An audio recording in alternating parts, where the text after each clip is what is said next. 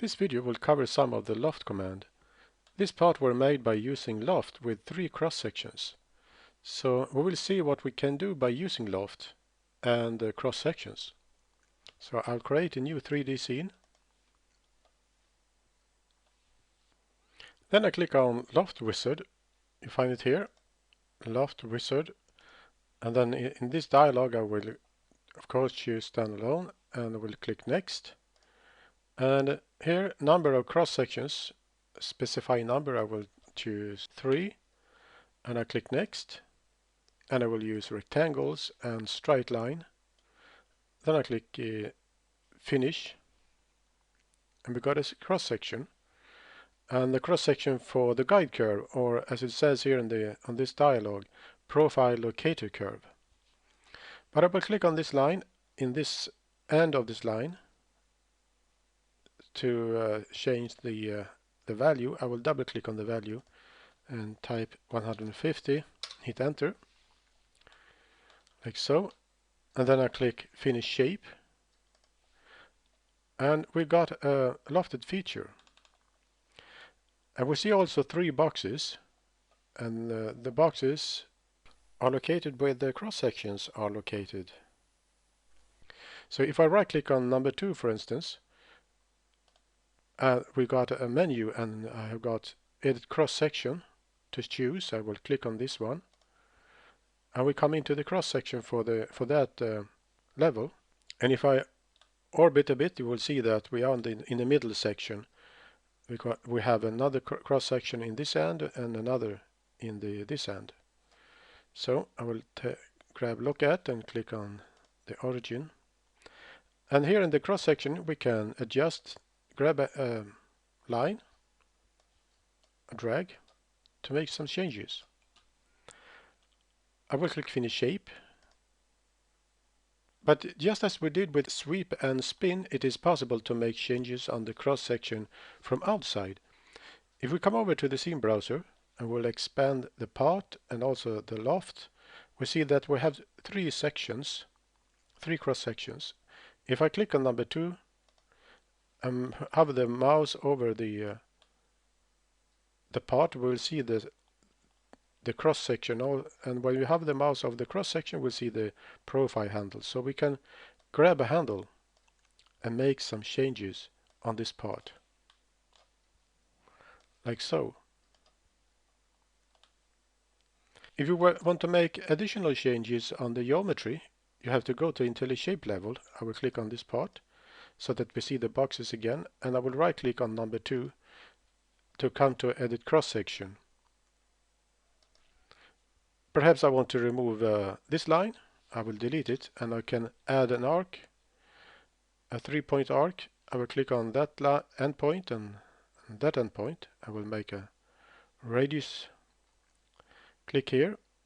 I will press escape first to exit the arc command. Then I can grab a node to make some changes. And of course, if this would be a real construction, I would use a measure to get it right, but this is for showing you how it works. So I have made these changes, so I click on finish shape, and we got a part looking like this.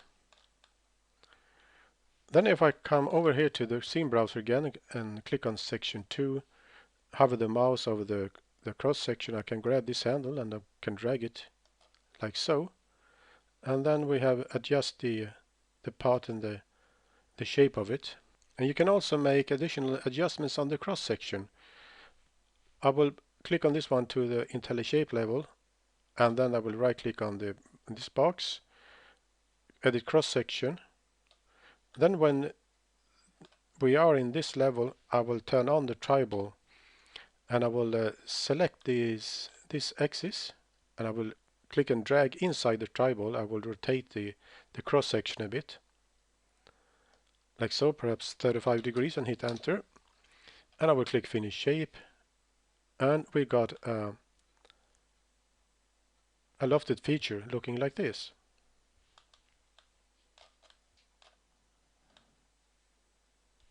So there are many possibilities to create different shapes to fit your design. But we can also use Loft in another way. So I will create another new 3D scene. To begin with, we will drag a block and drop it here on the scene, and I will change the size of it. I will click on this handle to change the length to 100, the width to 50, and the thickness to 25. And then after that I will drag a cylinder and drop it here in the center of this, and drop it on the box, in the center of the box. And while it is selected in IntelliShape level, I will turn on the tribal. I will select this handle or the axis, then drag inside the tribal. I will rotate it 90 degrees, and then I will grab this handle to drag upward a bit, like so, and I will type 70. And then I grab this handle to drag the cylinder in this direction, and I will type 90 and hit enter, and then I'll turn off the tribal. So now these two features are in the same part. We can see here in the scene browser, if we expand the part, that there are a block and a cylinder. And they have to be in the same part, otherwise it will not work, this tutorial. Next step, I will come over here to where we find the Loft command, and we'll use this one this time, Loft, and select a part from scene. We will select this part, and sections, we see that it is highlighted with red. I'll click on this section, I'll click in the middle, and I will also click in the middle of this section, of this face. And now we have a preview of the lofted feature. But it seems like it will not work. The lofted feature looks very strange. But first of all, I have to click on this arrow to change the direction. It's very important that both arrows have the same direction, pointing in the same direction. And we see also that the lines, they are crossing each other, and that's not good. But we'll click finish, and we'll see what we can do about it. Then we select this one in part level and right click, and we choose part properties. And here we have modeling kernel. What is unique with IronCAD is that we have two modeling kernels, Parasolid and ACES. And this time we'll use ACES. And then I click OK. And now we see that the lofted feature looks alright. There are more changes we have to do. So we will click on this cylinder until we come to the IntelliShape level, turn on the tribal, and we move the cylinder a bit, a few millimeters, perhaps 5 or so. Then we turn off the tribal,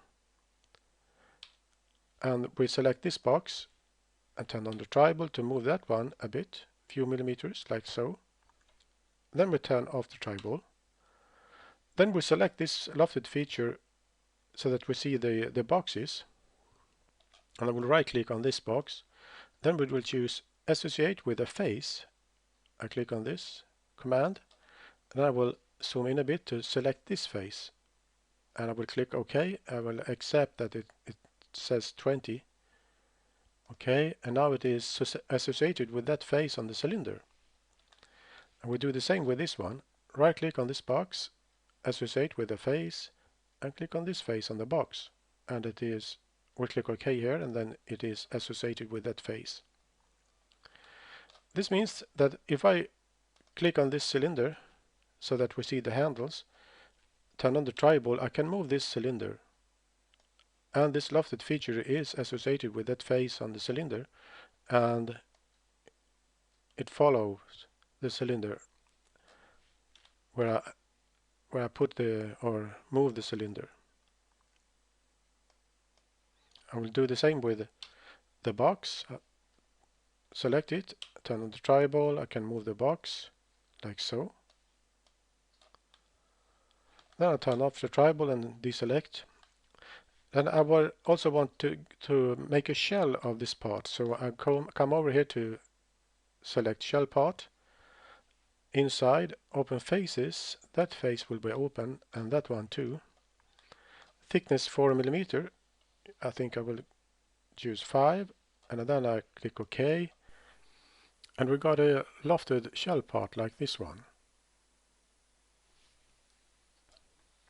So there are many possibilities to create a design according to your needs, whether you use loft, spin or sweep. It is up to you to use your creative imagination to use IronCAD to design anything you want. So now we have covered some of the possibilities you have with the loft command. So this will end this tutorial. I will close this one without saving, and also that one, and this one.